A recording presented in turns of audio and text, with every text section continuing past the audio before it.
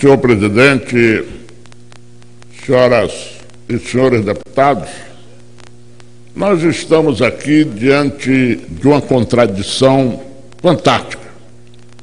Um plenário vazio, mas cheio de exemplos deixados por Roberto Campos nessa casa.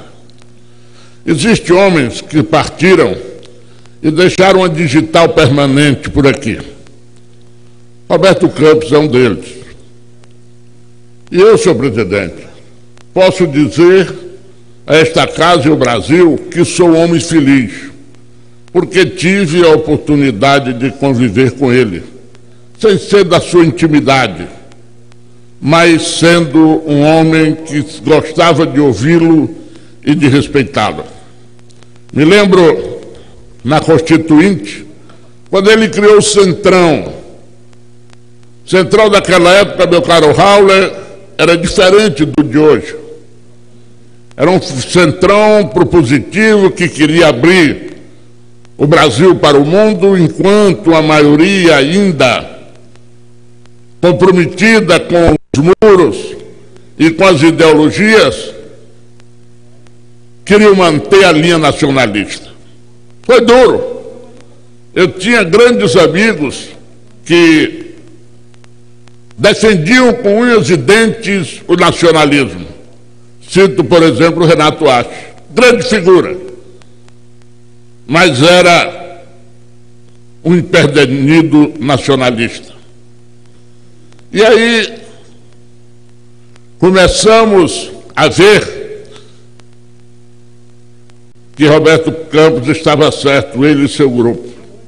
Aí Ulisses, na sua genialidade, no final, na reta final da Constituinte, abriu a figura da revisão constitucional 5 anos depois, que era exatamente sob a abertura da queda das ideologias e dos muros, o Brasil pudesse revisar os pontos errados que a Constituinte, por acaso, tivesse aprovado. Essa, para mim, meu caro Paulo Rebelo de Castro, foi um toque de gênio.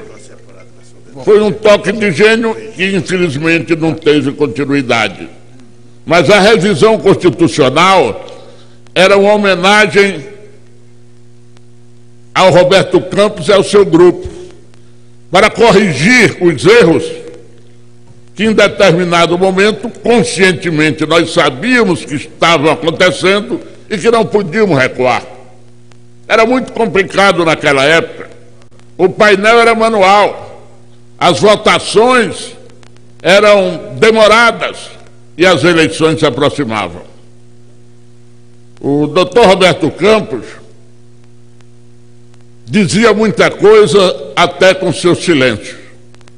O silêncio de Roberto Campos era uma pedrada. Havia logo aqueles que queriam interpretá-lo, interpretavam das mais diferentes formas.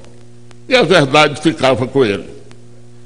Era um homem de bom humor fino, mas não era de grandes rodas e nem de grandes amigos.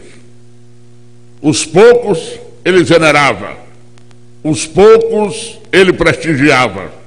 Foi esse o Roberto Campos que veio a esta casa, foi senador pelo Mato Grosso, e veja bem, o Rio de Janeiro achou que ele era tão importante naquele contexto que resolveu elegê-lo.